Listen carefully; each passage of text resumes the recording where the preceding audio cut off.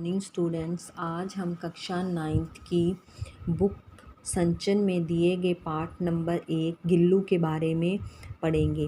Gillu chapter हमने पहले पढ़ लिया है, इसकी रिवीजन करेंगे। इस कहानी में महादेवी वर्मा जी ने एक छोटे से जीव के बारे में बताया है जो कि एक गिलहरी का बच्चा है।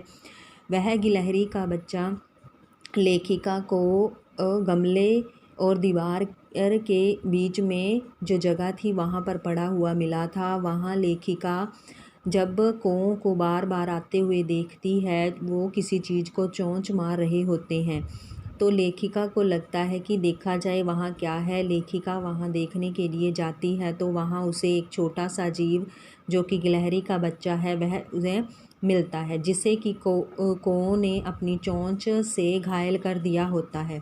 वह उस गिलहरी के बच्चे को उठाती है, उठाकर अपने कमरे में ले आती है। वह उसके घावों को साफ़ करती है, उसे पोंछकर उस पर पेंसिलिन का मरहम लगाती है, रुई की बत्ती बनाती है, उसे दूध में भिगोकर बूंदों से उसके मुंह में दूध डालती है।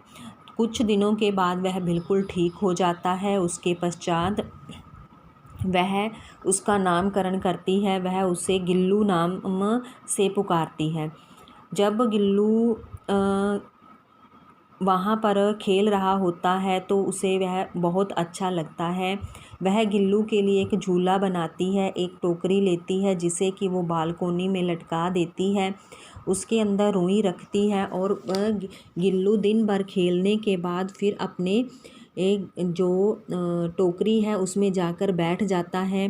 कभी कभी वह लेखिका से खूब शरारतें भी करता है। जब लेखिका अपने कमरे में आती है जहाँ बैठकर वो कुछ ना कुछ लिख रही होती है, तो जो गिल्लू है उसका ध्यान अपनी ओर आकर्षित करने के लिए वह सर से पर्दे पर चढ़ जाता है, यानी कि झट से बड़ी तेज़ी से पर्दे के ऊपर चढ़ता है और नीचे उतर जाता है। तो गिल्लू की ये सभी क्रियाएं उसे बहुत ही भाती हैं। जब गिल्लू का पहला बसंत आता है तो वह बाहर गिलहरी के बच्चों को खेलते हुए चिक चिक करते हुए देखता है, तो उसका मन भी होता है कि वह बाहर जाए। लेखिका को भी अनुभव होता है कि उसे अपने दोस्तों के साथ खेलने दिया जाए, तो वह जाली में से थोड़ी सी जगह खोल देती है और गिल्लू कमरे में से जाली से होता हुआ बाहर गिलहरी के बच्चों के झुंड में चला जाता है। वहाँ पर वो खूब खेलता है और शाम ढलते ही वह उसी जाली से वापस कमरे में आ जाता है। गिल्लू लेखिका के साथ ही बैठता है। वह उसे लेखिका खाना खिलाती है। गिल्लू को जो काजू है वो बहुत ज़्यादा पसंद है। एक बार लेखिका की मोटर दुर्घटना में हो जाती है, यानी कि उसे चोट लग जाती है, तो वह अस्पताल में होती है। जब वह अस्पताल से घर आती है तो वह देखती है कि गिल्लू के जो टोकरी है, डलिया है, उसके अंदर बहुत सारे काजू पड़े हैं। इससे पता चलता है कि गिल्लू ने अपना मन भावन जो खाना था वह भी नहीं खाया था, क्योंकि लेखिका घर पर नहीं थी। जब लेखिका घर आती है तो वह उसके सिराने बैठ जाता है। वह एक उस परिचारिका की तरह उसके बालों को अपने नन्हे नन्हे पैरों से सहलाता है, यानी कि नर्स की तरह उसकी देखभाल करता है। गर्मियों में जब दोपहर में गिल्लू न बाहर जाता था और वह हमेशा झूले में ही बैठा रहता था। जब उसे ज़्यादा गर्मी लगती तो वह लेखिका के पास रखी हुई जो सुराही थी उसके साथ लिपट जाता था और ठंडक अनुभव करता था। अब क्या था, 2 वर्ष का समय बीत चुका था।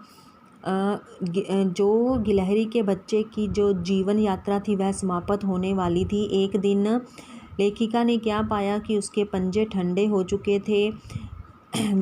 उसकी जो अंतिम समय था वह बहुत समीप था।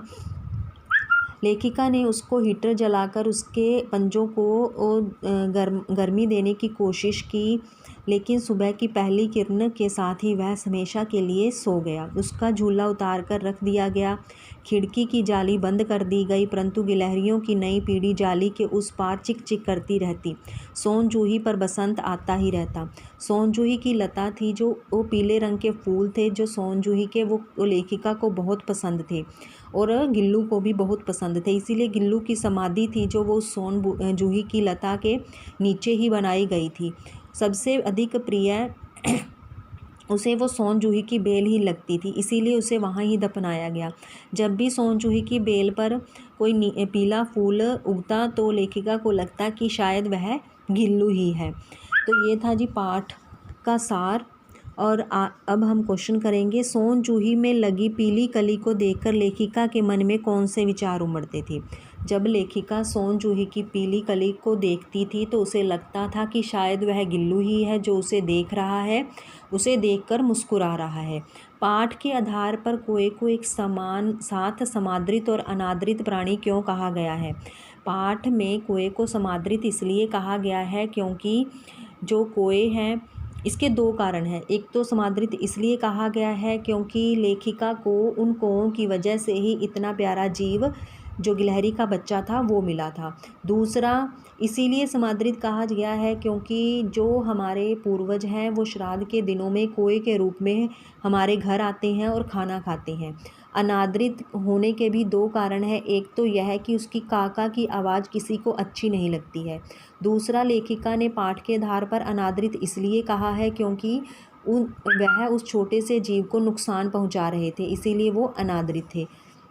गिलहरी के घायल बच्चे का उपचार किस प्रकार किया गया। लेखिका ने जब गिलहरी के बच्चे को उठाया तो वह खून से लथपथ था। पहले उसके जो खून था, उसके घाव थे, उसको साफ़ किया गया, फिर उस पर पेंसिलिन लगाया गया, उसको दूध पिलाया गया रुई की बत्ती से।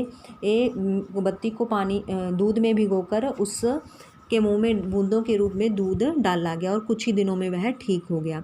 लेखिका का ध्यान आकर्षित करने के लिए गिल्लू क्या करता था। लेखिका जब कमरे में आती तो लेखिका जब उसकी तरफ न देखती तो वह बहुत सारी क्रियाएं करता। कभी वह मेज़ पर चढ़कर झट से पर्दे पर चढ़ जाता और फिर नीचे उतर जाता।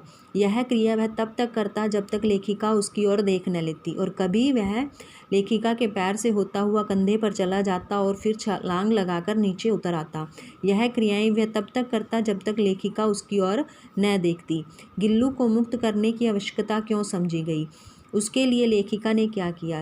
लेखिका कह रही है कि जब गिल्लू का पहला बसंत आया तो बाहर बहुत सारी गिलहरियाँ चिक चिक की आवाज़ करती और खूब मस्ती करती। गिल्लू कमरे में बैठा उन्हें देखता रहता तो लेखिका को अनुभव हुआ कि इसे भी आज़ाद कर देना चाहिए और इसे अपने साथियों के साथ खेलने देना चाहिए। इसीलिए लेखिका ने क्या किया, जो खिड़की थी उसमें जो जाली लगी थी उसके एक सिरे से जाली को निकाल दिया ताकि गिल्लू बाहर जा सके।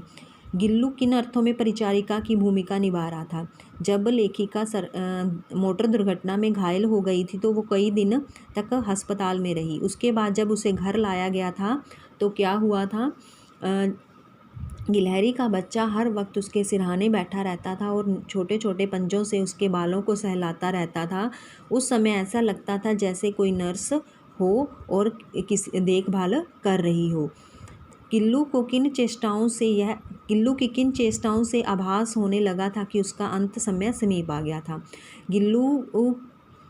जो गिलहरी के बच्चे हैं उनका जीवन काल 2 साल का होता है। तो अब क्या था, जो गिल्लू था उसने खाना छोड़ दिया था।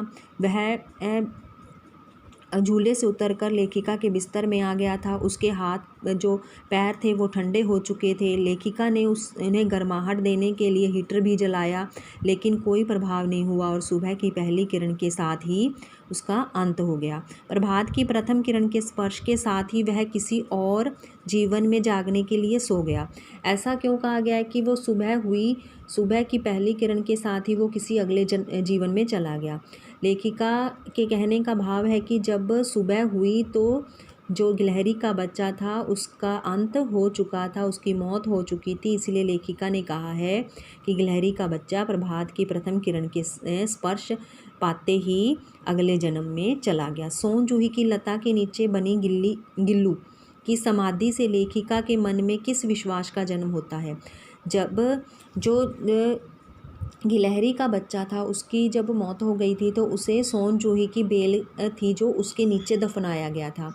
जब उसके ऊपर कोई फूल लगता तो लेखिका को ये आभास होता था कि यह जो पीला फूल है वो गिल्लू ही है जो नए जीवन में चला गया है और मुझे देखकर हंस रहा है, मुस्कुरा रहा है। बच्चों, ये थे इस पाठ के प्रश्न उत्तर। ये हमारे PT 1 के सिलेबस का पाठ है। इसकी रिवीजन करनी है, इसको याद करना है अच्छे से। आशा है कि आपको इन क्वेश्चनों के आंसर भी अच्छे से समझ आ गए होंगे। ध्यान से रिवाइज करना। धन्यवाद।